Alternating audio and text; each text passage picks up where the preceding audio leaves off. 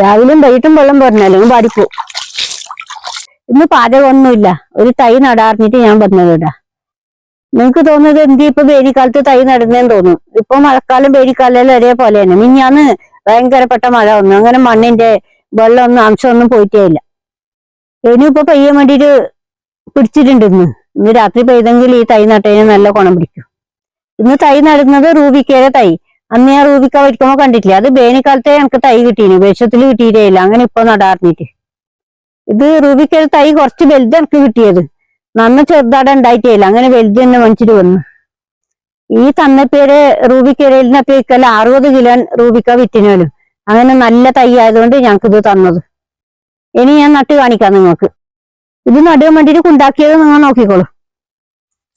അത് വലിയ ഉണ്ടാക്കിയിട്ടില്ല, സാധാരണ ഉണ്ടാക്കിയതേ ഇല്ലു. അതിൽ കുറച്ച് വളമെല്ലാം ഇട്ടിട്ട് പിളക്കിയിട്ടെല്ലാം വെച്ചത്.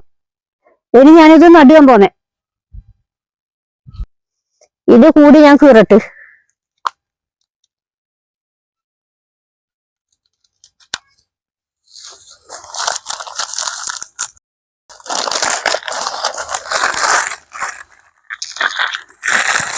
ഈ കുണ്ടിലേക്ക് ഞാനിത് വെക്കുന്നു.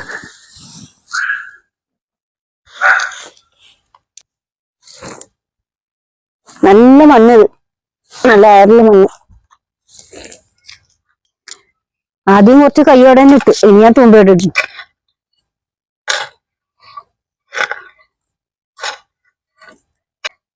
ഇനി മണ്ണെല്ലാം ഇട്ടിട്ട് റെഡിയായി.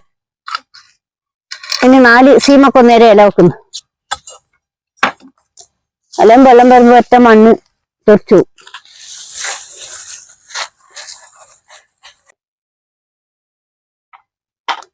രാവിലെയും വൈകിട്ടും വെള്ളം പോരണല്ലോ, പാടിപ്പോ.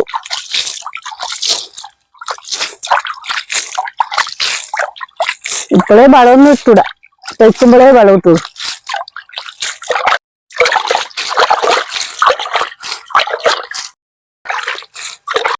ഇന്നത്തെ റൂബിക്ക നടുന്ന വിശേഷം നിങ്ങൾക്കെല്ലാം ഇഷ്ടപ്പെട്ടു എന്ന് തോന്നുന്നു. നാളെ പുതിയ വിശേഷമായി കാണാം.